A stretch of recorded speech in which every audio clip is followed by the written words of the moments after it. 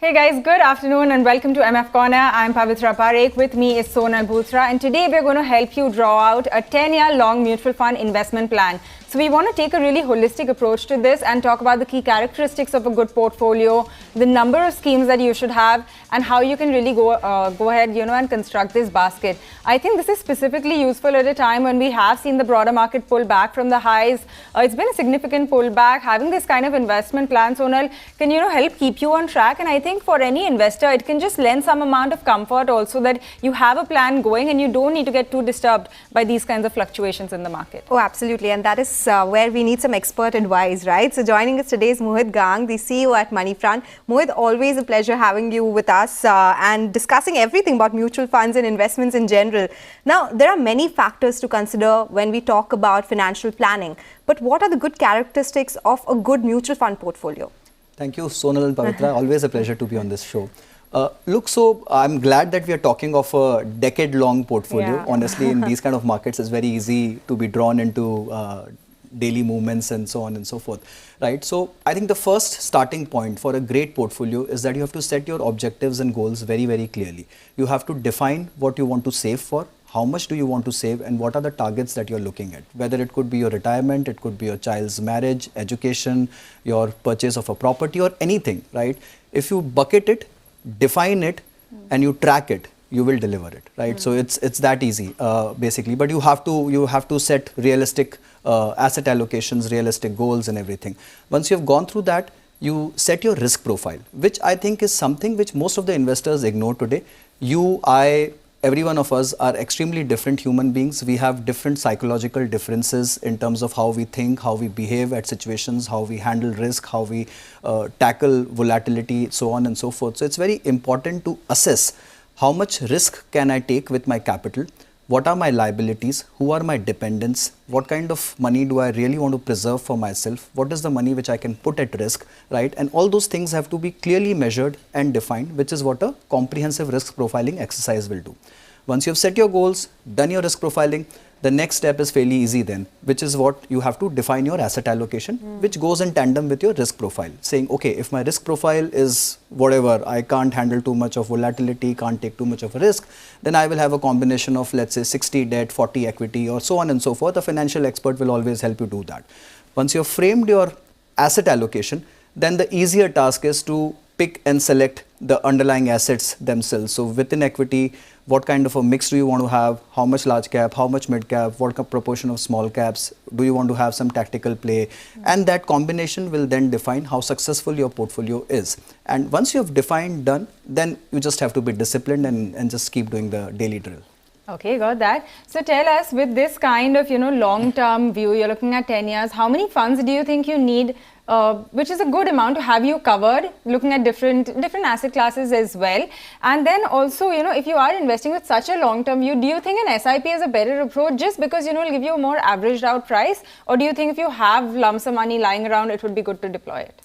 Look, number of funds in a portfolio, my personal thought is as many mobile numbers I can remember by heart, I will take those many funds. So I've never been able to cross a number of 10, and which is where I restrict myself to. So within 6 to 10 is a great number to have. Okay. 6, you're doing fantastic. Beyond 10, I think you are just adding unnecessary clutter to your portfolio, and you're not adding any unique diversification, so to say. So that'll be my defined range, basically. The second part is an important part, how to tackle the markets, which is whether you jump in one shot or you take a staggered methodical approach. I think the answer lies in what your income stream looks like. If your income stream is ad hoc, it just comes like your professional fee or one shot bullet payments you receive, then perhaps you might just want to go in as and when you have sizable chunks. But I've always realized that to handle your mentality in terms of handling risk and everything, a SIP or a staggered approach works extremely well. If you think you can't time market cycles very well, right? So let's take an example of 2008. If you've done a lump sum right at the peak of market cycle in 2008 January, let's say, if you went in lump sum, you had a lot of money, you had a long-term horizon also, but you've timed the market cycle a little wrong at that point in time. It would have taken you almost 5-6 years to see that peak again, right? So perhaps, and had you done an SIP from those levels, you would have actually started making money from 2010 and onwards, or maybe 2011 mid, you would already be in the green, right? So an SIP approach works very well.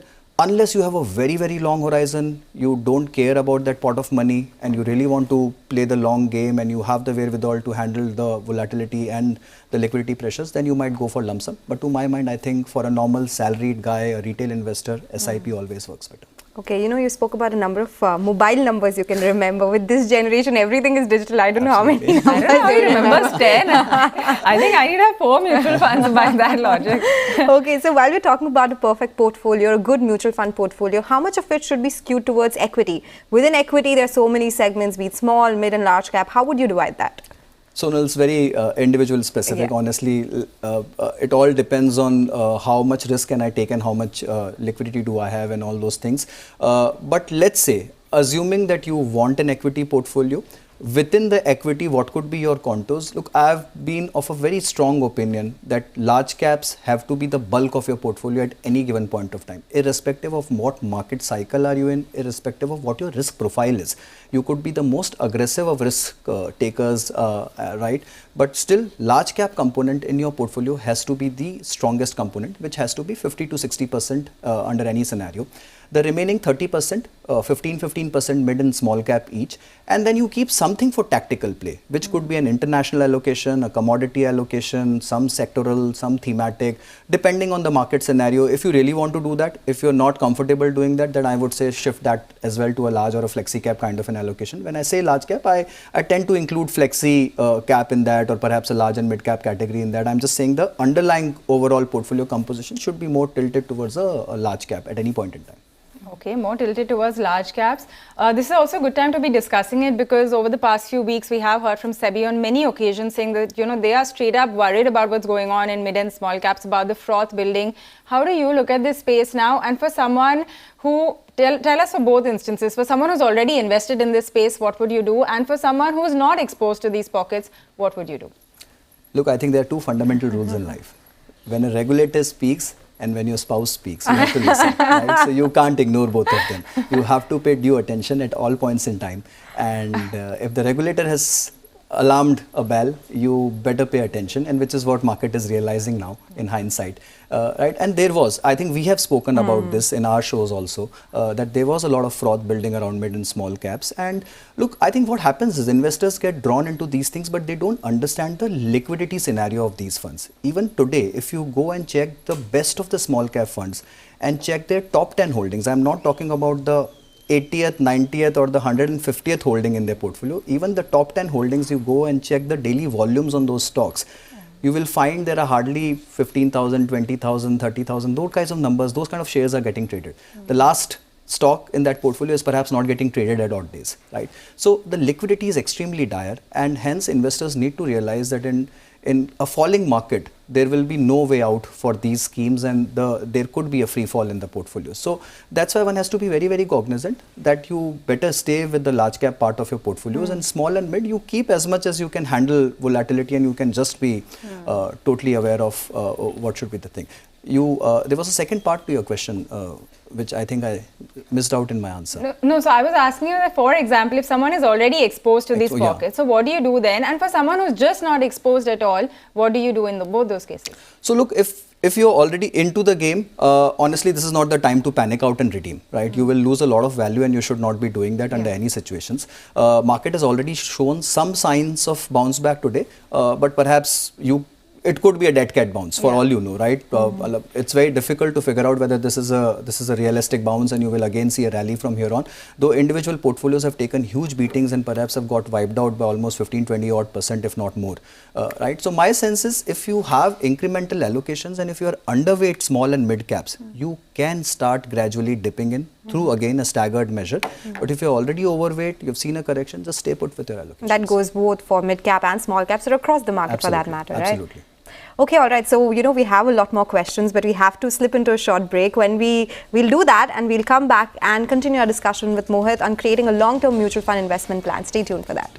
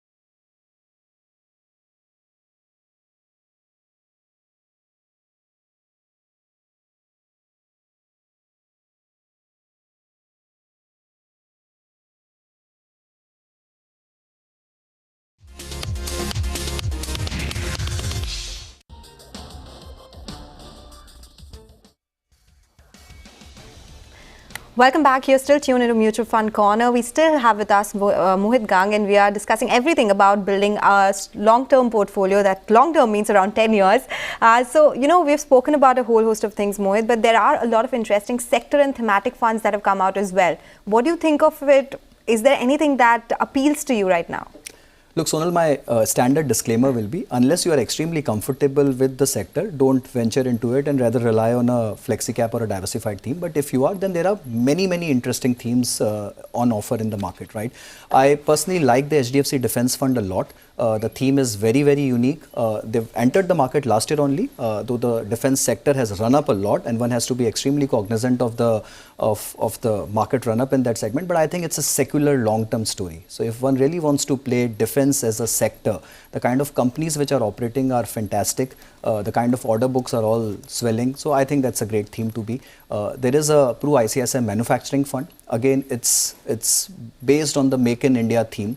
I think that is something which has done exceptionally well in terms of performance also, if you see. And I think there is a lot more potential in terms of the underlying sectors which that fund can operate in. It's a slightly wider theme. They can go into any and every sector, which is kind of setting up a manufacturing base in India. But this is the old economy, the real economy which you are banking on under these themes.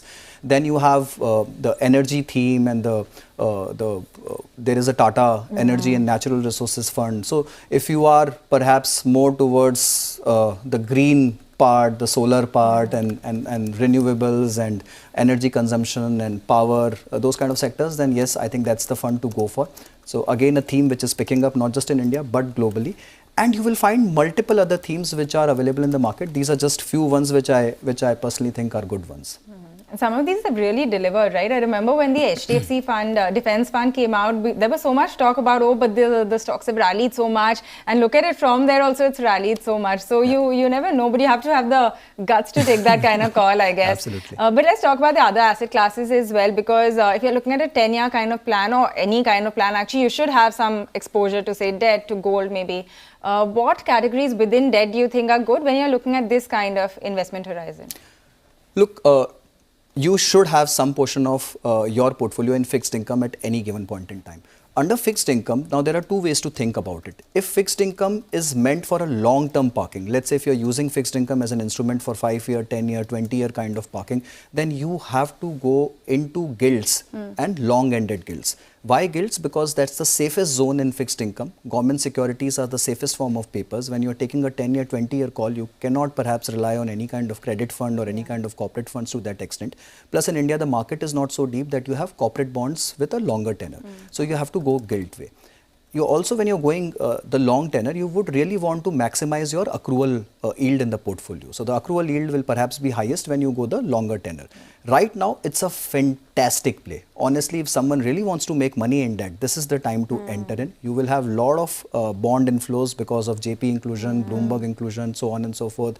Interest rate cycle will perhaps reverse. It's anyone's guess when, but yeah, maybe this year end or perhaps next year. But when that cycle reverses, the higher the mod duration in your portfolio, the better will be your returns in terms of capital appreciation, along with the running yield of the portfolio. So debt funds are a fantastic zone, especially long-term debt funds, if someone really wants to take that chance. Okay, and makes sense, and that's what everyone's been saying since the time 2024 spoke about any possibility of rate cuts and the fund inflation that you spoke about. What about gold? Do you think everyone should have gold in their portfolio? Gold is shining as bright as it always was. Look at the returns, honestly. I think it's surprised everyone, and it's slowly been inching up. It's a silent killer. If you see last 1 year, 2 year returns, I think last 1 year gold would be somewhere in the range of around 17-18%, almost as good as Nifty, which was around 20-odd%, right? So even 3 year, 5 year returns from gold has been fantastic. To my mind, one should definitely have a 5 to 10% allocation in commodities, and within commodities, I think gold is the go-to zone. Look at all the central banks last year. They typically buy around 1,000 odd tons of gold every year. Last year, they've all bought 2,000 odd tons put together. The demand has suddenly increased. The production of gold for last 3 years has been flat at 3,700 odd tons globally. It's not increased for last 3 years. So there is a huge demand supply mismatch. The world is all about inflation. it's perhaps extremely high inflation, gold has always been a great hedge. And if you have geopolitical tensions and equity risk, which is again, if you really want to hedge against those, then I think gold becomes a great bet. So my sense is 10% allocation, but via SGBs, sovereign gold bonds. I think that's the best way of having gold in your portfolio. Yes, no, we've spoken about this so many times as well that, you know, if you are getting into gold, which perhaps you should, then you should take this route. With a 10-year kind of perspective, do you think it's a good idea to get in some international exposure as well? Now, obviously, the markets are very varying. You know, you have US on one hand, you have China on one hand, but do you think it's a good play? Look, when we talk of asset allocation, obviously that 5, 10, 15% tactical allocation, which I meant, was always meant to play some themes differently. Again, I think every portfolio should have some US allocation. Whatever said and done, I think US remains the growth engine of the world, right? So you cannot be away from engine. The innovation, the technical edge which US enjoys today, I think perhaps it just outruns every other market in the world, right? So you should have a US. But in terms of finding some hidden stories where you can like really make some additional returns, I think China remains a very, very strong bet. 5.2% growth was not bad last year. They're still projecting a 5% growth this year. At that kind of a base of GDP, 5% growth is huge. If that comes through, the markets are trading at an all-time low PE of almost 8 to 8.5 times earnings. And I think it's a fantastic story for someone who really has the guts and the gumption to go and take a call. Honestly, again, I will repeat with a disclaimer that one has to go with his or her risk profile and then take such bets. These are not the calls which you will take in a normal model portfolio. These are calls which you will take only with a tactical portion of your money, and only if your risk profile permits. This could be a high risk, high return trade. To each their own, right? Yes. Okay, so last question before we end this conversation. How often would you review your portfolio? How important is that? Look, I think again we go back to our school days and we see how often were we assessed in our school, right? I think half yearlies and finals were two common tests. So I think 6 monthly is what they said was a good practice for you to be.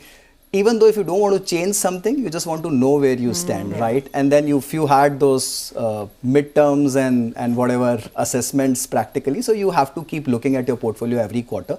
But I think a 6 monthly frequency is when you really need to sit, review your asset allocation and everything, and perhaps a yearly frequency to make some changes. Look, looking at your portfolio doesn't mean you make changes. So don't get compelled to just tinker around with the portfolio just because everything is going fine or everything is not going fine. Even then you have to give it like 2-3 years for you to judge whether you really want to shake and break things.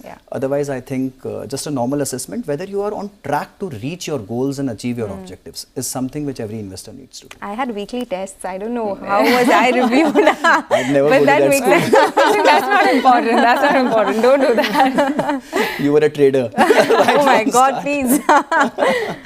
No, but very useful chat, Mohit, and I'm glad we touched upon this topic because it does take a longer term view on creating a portfolio that can, you know, really lend comfort at times like this when the market does see a bit of a shakeout. You were my first ever guest on the show, and I would have no one else be my last guest. So thank you for joining us and for all through the years. Thank you so much. Okay, so this is the Mutual Fund Corner where we will say goodbye to Pavitra as well. But of course, we'll see you tomorrow again. So thank you so much, guys, for joining us today. And with that, we'll take your leave. But do stay tuned. Closing bell will take you through the last hour of trade.